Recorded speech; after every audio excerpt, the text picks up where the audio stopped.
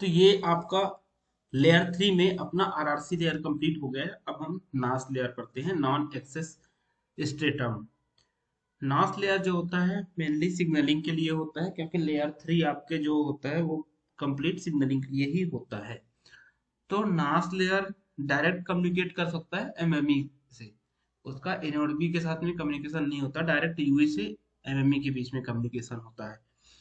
तो यहाँ पे हम देख रहे हैं कि non access stratum is highest stratum of the control plane between UE and MME।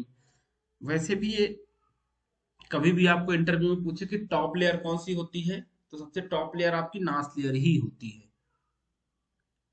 Main function of the protocol that are part of the NAS are the support of the mobility of the user equipment and the support of session management. मतलब mobility management, session management procedure to establish the maintain IP connectivity between UE and packet data gateway. मतलब Yui और PDN gateway के बीच में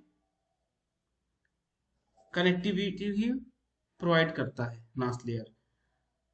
अब नास layer overview हम देख रहे हैं कि नास लेयर क्या क्या करता है। तो ईपीएस बेयरर मैनेजमेंट, ऑथेंटिकेशन होता है, ईपीएस ईसीएम आइडियल मोबिलिटी में हैंडलिंग करता है, पेजिंग ओरिजिनेट करता है ईसीएम आइडियल स्टेट में, सिक्योरिटी कंट्रोल करता है, mobility management, cell control, session management, identity management. इसका ब्रीफ में आगे देखते हैं हम। ये देखो आप यहाँ पे एक क्वेश्चन कर रखा है, how many EPS service mode NAS layer are having LTE. Mainly आपके जो नास लेयर के दो होते हैं, ईपीएस मोबिलिटी मैनेजमेंट और ईपीएस सेशन मैनेजमेंट। तो अब हम देखते हैं ईपीएस मोबिलिटी मैनेजमेंट में कौन कौन से होते हैं। ईपीएस मोबिलिटी दो ही याद रखो आप, EPS mobility management. EPS mobility management में कौन कौन से होते हैं, EMM common procedure, EMM specific procedure. Common procedure में an EMM common procedure can always be initiated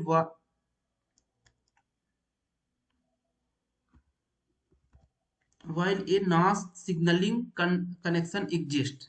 The procedure belonging to this type are initiated by the network। जैसे कि ये नेटवर्क के द्वारा इनिशिएट की जाती है, जैसे GUTI relocation, authentication, security mode control, identification, EMM information.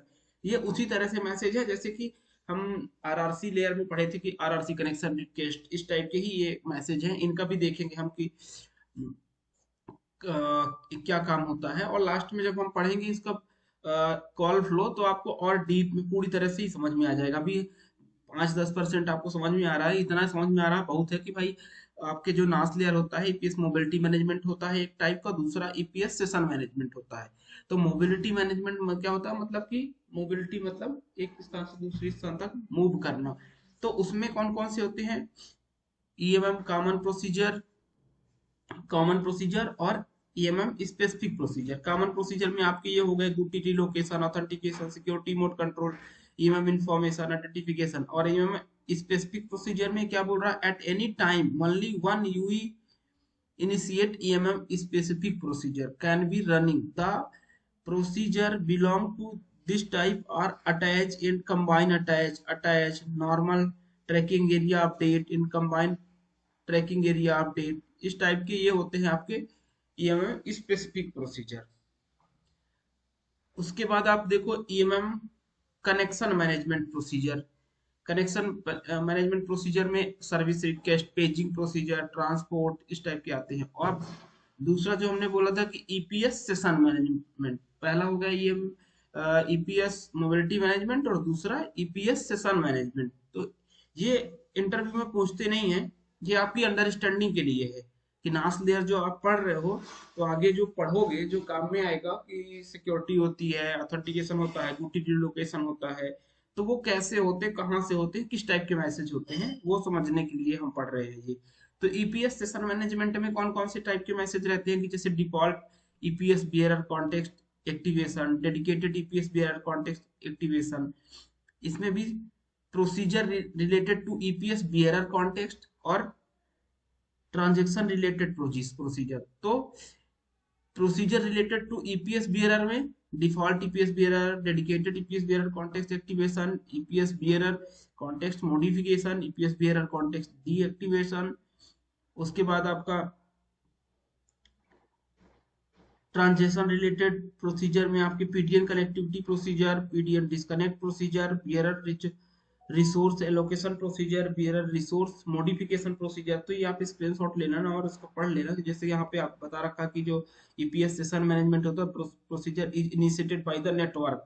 जब हम आगे पढ़ेंगे तो आपको ये समझ में आएगा कि यार EPS default EPS bearer activation request भेजेगा तो कौन भेजेगा, तो ये नेटवर्क के थ्रू ही किया जाता है। इसमें बता रहा कि network originated initiated by the network by the UE and used for transport of user data via the control plane। Control plane के थ्रू डेटा को ट्रांसपोर्ट करने के लिए, भेजने के लिए काम आता है। अब यहाँ पे देखो आप कंट्रोल प्लेन और यूजर प्लेन। कंट्रोल प्लेन होता है सिग्नलिंग के लिए, मैंने पहले ही बता रखा है आपको। अब नास लेयर डायरेक्ट कम्युनिकेट कर सकता है एमएमई के साथ में, उसमें इनोडबी का कोई इन्वॉल्वमेंट नहीं रहता। अब इसमें जो सिक्योरिटी होती है वो कौन कौन सी सिक्योरिटी होती है, देखो आप, जैसे कि ये ग्रीन वाली है नास में, नास सिक्योरिटी सेटअप फॉर सिग्नलिंग, नास सिग्नलिंग। अब ये जो आपका ब्लू वाली है एएस सिक्योरिटी सेटअप है, as security setup signalling RRC signalling के लिए ये आपके होते हैं। उसके बाद हम देखते हैं, देखो नास सिक्योरिटी जो पहले भी पढ़ा रखा हमने, और एएफ सिक्योरिटी, इसको हम डायग्राम के थ्रू समझते हैं। इसको स्क्रीनशॉट लेना है तो आप ले लो।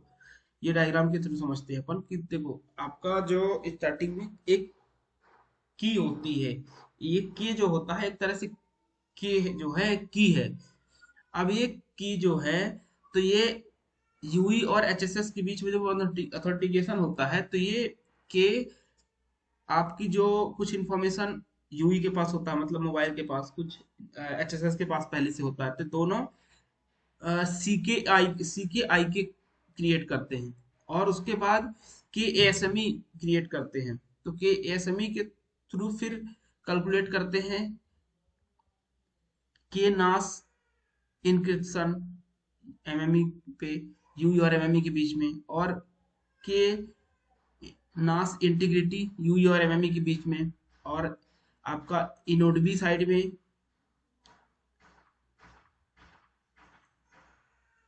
ये आरआरसी इंटीग्रिटी, आरआरसी इंक्रिप्शन, और ये यूजर प्लेन इंक्रिप्शन, ये सिक्योरिटी की होती है। इस तरह से आपका की का कैलकुलेशन होता है, सिक्योरिटी की का।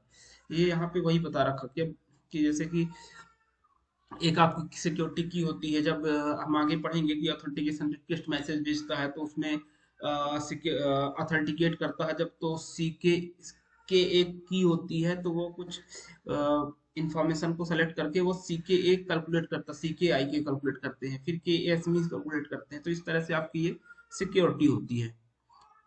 ये एक आपको बस रिमाइंड दिलाने के लिए एक मैसेज फ्लो है। बाद में कंप्लीट एक मैसेज फ्लो डायग्राम पढ़ेंगे हम ये। अब ये गुटी, गुटी पहले हमने पढ़ा रखा है। गुटी की गुटी आपका गुमी प्लस एमटीएमसी के साथ मिलकर बना होता है, और गुमी MCC MMC plus MME identifier के साथ में। एमएमई आइडेंटिफायर जो होती है एमएमई जीआई और एमएमई ईसी के साथ मिलकर बना होता है, तो ये गुटी होती है। अब global unit temporary identity provides N identification of UE that does not reveal the UE। मतलब जो गुटी होती है, जब हमारा यूई नेटवर्क के साथ में कनेक्ट होता है तो पहले एमसी के थ्रू कनेक्ट होता है और बाद में एमएमई उसको गुटी एलोकेट करता है। यहाँ पे देखो लिखा भी हुआ कि one that uniquely identify the MME which allocate the GUTI. MME allocate करता है नेटवर्क को गुटी की, तुमको इस गुटी में अब लैच होना है, इस गुटी के साथ में तुमको नेटवर्क में लैच होना है। The MME allocate GUTI by initiating GUTI relocation procedure. वही हमने बताया, गुटी रिलोकेशन प्रोसीजर इनिशिएट करके गुटी देता है। तो गुटी रिलोकेशन प्रोसीजर कैसे होती है वो हम देखेंगे। जैसे वो देखो यूई आपका हो गया, एमएमई हो गया, एमएमई इसको गुटी रिलोकेशन कमांड भेजता है। अब ये टाइमर होता है T3450, ये स्टार्ट हो जाता है। अब इसकी 3450 इसका नाम होगा टाइमर का। अब इसमें एक टाइम होता है कितने सेकंड में आपका गोटी रिलोकेशन कंप्लीट हो जाना चाहिए, और यदि नहीं हुआ तो फिर वो फेल हो जाता है गोटी रिलोकेशन। अभी गोटी रिलोकेशन प्रोसीजर का पूरा है कि मतलब कितने सेकंड में कब एक्सपायरी होती है गोटी, तो वो आप स्क्रीनशॉट लेके पढ़ लो आप। बाकी इसमें ज़्यादा है कुछ नहीं, जितना डीप पढ़ने की जरूरत नहीं है।